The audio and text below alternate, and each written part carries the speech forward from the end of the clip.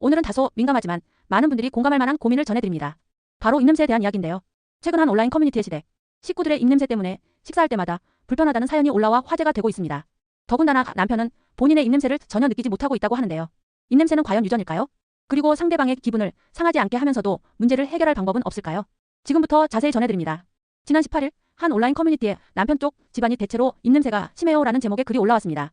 작성자 어씨는 연애 시절부터 남편이 과민대장 증후군을 앓고 있었다며 본인도 장이 예민한 편이라 이 부분은 충분히 이해할 수 있었다고 말했습니다.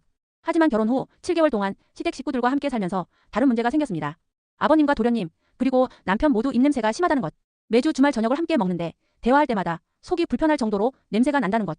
이 문제를 해결하기 위해 치약을 바꾸는 등 다양한 방법을 시도했지만 냄새가 사라지지 않아 큰 고민에 빠졌다고 합니다. 이후 A씨는 남편에게 조심스럽게 입냄새 문제를 언급했지만 남편은 전혀 냄새가 안 난다며 문제를 인식하지 못했습니다.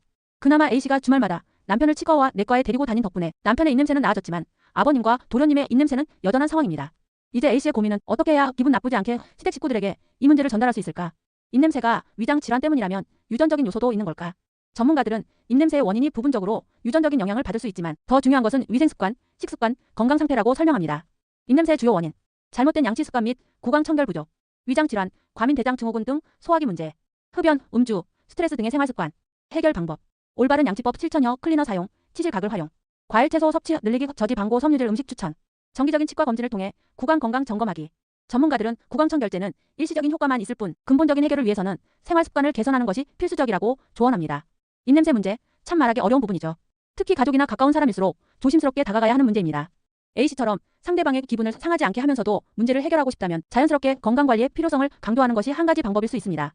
저도 요즘 이 건강을 위해 치과에 다녀오려고요. 같이 가볼까요? 이 치약 써보니까 너무 좋아요.